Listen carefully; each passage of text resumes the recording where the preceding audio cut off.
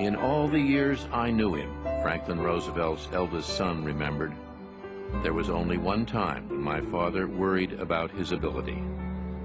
It was the night he was elected president.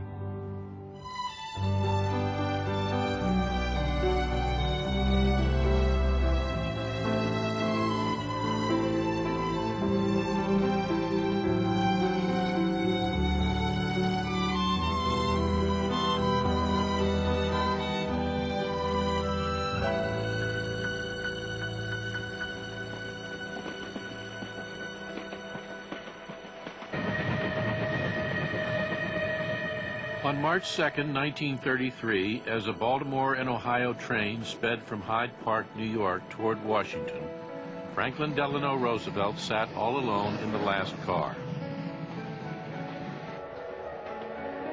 In 2 days, this man with the legs crippled by polio, whose greatest strength seemed to be his charm, would become the 32nd President of the United States.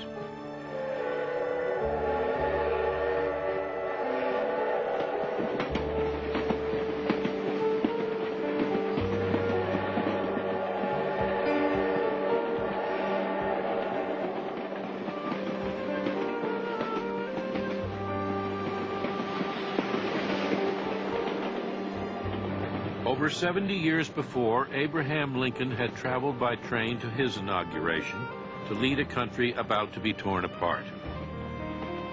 Now Roosevelt would have to face the nation's gravest crisis since the Civil War.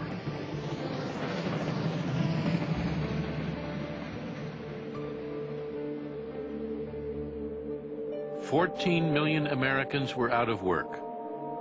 9 million had lost their life savings. The economy had collapsed.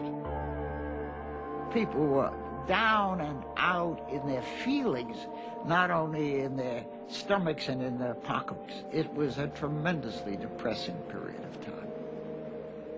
There were not a few people who really saw the possibility that the country was going to disintegrate. The train clattered through New Jersey, where Newark had defaulted on its payroll, and rolled on through Pennsylvania and Maryland, where the banks were closed. Halfway across the country, Iowa farmers threatened to hang a lawyer foreclosing on their farms. And in Detroit, men who had lost their jobs were stealing food from grocery stores.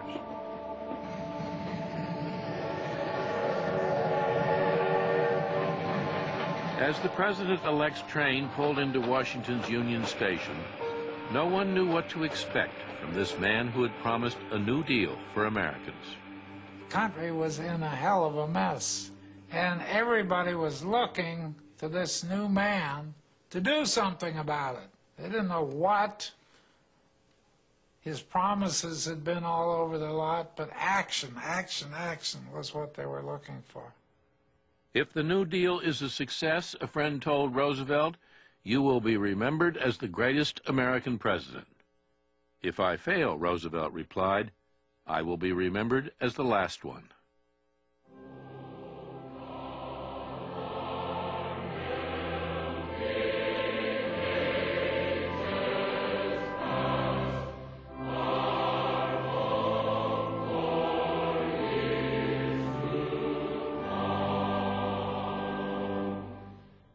Inauguration Day began with a service at St. John's Episcopal Church, with hymns selected by Roosevelt himself.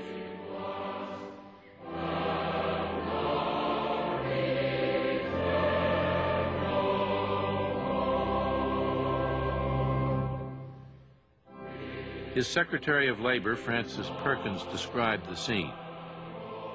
We were in a terrible situation, she wrote. Banks were closing, the economic life of the country was almost at a standstill. If ever a man wanted to pray, that was the day. He did want to pray, and he wanted everyone to pray for him.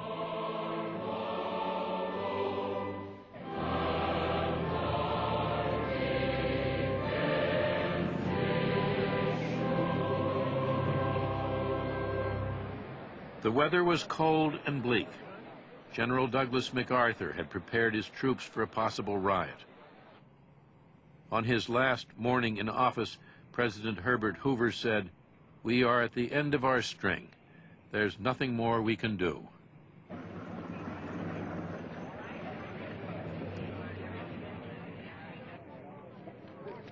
Hoover detested Roosevelt, thought him an opportunist, sure to drag the country even deeper into despair. On the ride to the Capitol, Roosevelt tried to make conversation, but Hoover sat stony-faced. "The two of us simply couldn't sit there on our hands, ignoring each other and everyone else," Roosevelt recalled. "So I began waving my top hat, and I kept waving it until I got to the inauguration stand."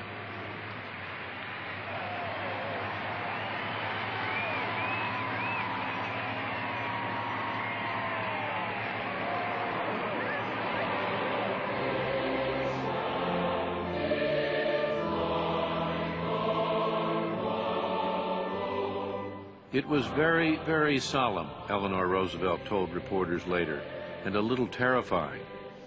The crowds were so tremendous, and you felt that they would do anything, if only someone would tell them what to do.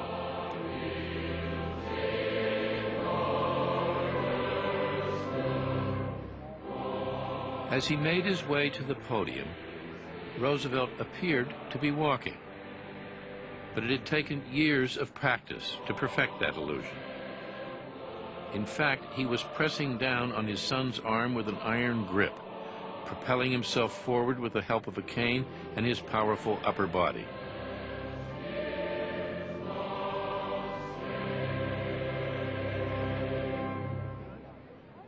Americans everywhere waited. I, Franklin Delano Roosevelt, do solemnly swear that I will faithfully execute the office of... One has to imagine millions of people clustered around their radio sets in towns all across the country. They don't know what to expect of this new president. He's not shown them much yet. So help me God. And then they hear, coming through their loudspeakers, this voice. This is preeminently the time to speak the truth, the whole truth, frankly and boldly. So filled with courage, with self-confidence, with a sense of leadership. This great nation will endure as it has endured, will revive and will prosper. Suddenly this man came in, and he made clear to the country that there was really nothing to fear except the fear that was in one's own heart.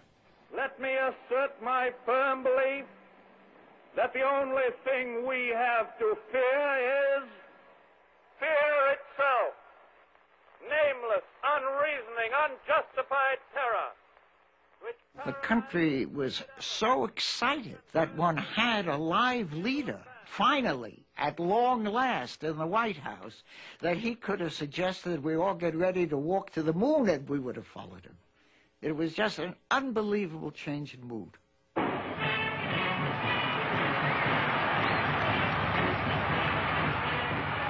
It has an electrifying effect. Nearly 500,000 people write to him. This is unheard of. American presidents in the past generation had gotten as few as 200 letters in a week. Now, nearly 500,000 write to Franklin Roosevelt, and overnight he establishes himself as the leader that the country has been looking for.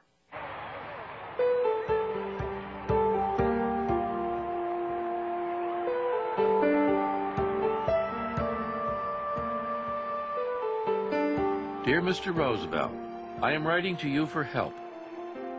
We have 8 children to take care of, and nobody working but my husband.